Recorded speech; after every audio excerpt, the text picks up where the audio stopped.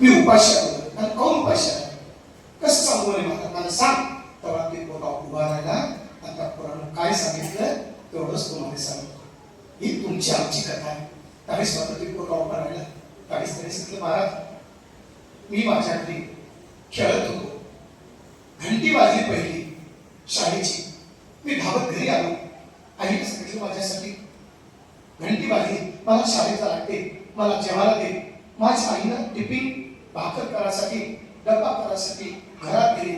त्या घरात मी पिप्यातनी पीठ नव्हतं. गरीबाचं घर होतं ते. श्रीमंत होते गरीब होते खेड्यातले होते पण त्याच्या घरी पीठ नव्हतं. तर म्हणजे का बरं नाही आणि पीठ खाऊन नव्हतं पीठ नव्हतं म्हणे. माझी आई उसणं आणण्यासाठी शेजाऱ्याच्या घरी गेली आणि शेजाऱ्याच्या घरी गेला म्हणलं म्हणे बाई मला उसणं द्या ना.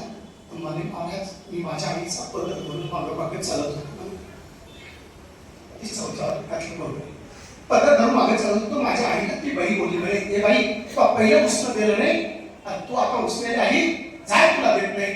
माझ्या आईला खूप बोलली म्हणे महाराज आणि माझी आई डोळ्यात पाणी आणलं. माझ्या आईने म्हणलं माझ्यासाठी नको देऊ पण माझ्या लेकराने भाकर करायचे त्याला शाळेत जायचं आहे त्याला भूक लागली त्याच्यासाठी एका भाकरीचे पैसे फक्त मला दे असं म्हणल्याबरोबर एका भाकरीचं पीठ मला दे. त्यावेळेस मात्र माझ्या आईला वापस केलं ते महाराज. दुसऱ्या घरी गेली. दुसऱ्या घरून माझ्या आईला आतून केलं म्हणजे महाराज माझी आई त्यामुळं आमच्या घरी पोटभर भाकर भेटत नाही.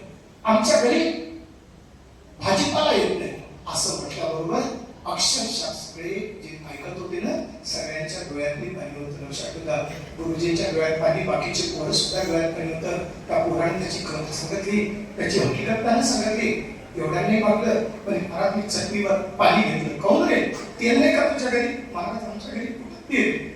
माझे बाबा दारू पितात 24 तास. माझी आई खूप काम करते शेतात जाते दुसऱ्याच्या घरच्या पोळ्या करते दुसऱ्याच्या घरचे भांडे घासून महाराज मला शिक्षण शिकवते. लहानाचं मोठं करते आमची आई. मग रे आणि बाबा माझ्या आईला आल्यानंतर तिथं आल्यानंतर माझ्या आईला माझे बाबा 20 रुपये मागितले दारू प्यासाठी. दारू प्यासाठी 20 रुपये मागितल्या बरोबर त्यावेळेस मात्र माझ्या आईने सांगितलं माझ्याकडे पैसे नाही ना हो मी कुठचे देऊ तुम्हाला. त्यावेळेस तू देता का नाही पैसे. माझे बाबा रागावले महाराज. माझी आई भाकर करत होती. माझ्या आईचे हात पिठाला भरले होते. माझ्या वडिलांना माझ्या आईचे केस धरले आणि तिथं माझ्या आईने वळलं का माझ्या आईला खाली पडलं. माझ्या आईच्या छातीवर लाथ ठेवली आणि लाथीला मारायला लागले. त्यावेळेस मात्र माझ्या आईचा मुखातला शब्द होता की मला मारून तरी टाका माझं जीवन संपून टाका. मी कंटाळली तुम्हाला तुमच्या दारूला मी कंटाळली. मी काय करू. मी लेकराच्या शिक्षणासाठी पैसे देऊ का मी काय काय करू सांगा. मी देवा काय करू. मी तुम्हाला पैसे देऊ का मी दारूला पैसे देऊ का म्हातारे तुमची माय बाप आहे का मी त्यांना भाकर करू दारू काय करू त्या बहिणीला पाहिजे. आणि अक्षरशः माहिती काय झालं त्या माझा विचार नाही केला. तिची इल्लाची काळी आणली. इल्लाची काळी तिथं झिलपी होती चुली टाकायचं लाकूड ती झिलपी उचलली माझ्या बाबानं महाराज तर माझ्या आईच्या डोक्यात मी टाकली. माझ्या आईचं डोकं फुटलं महाराज.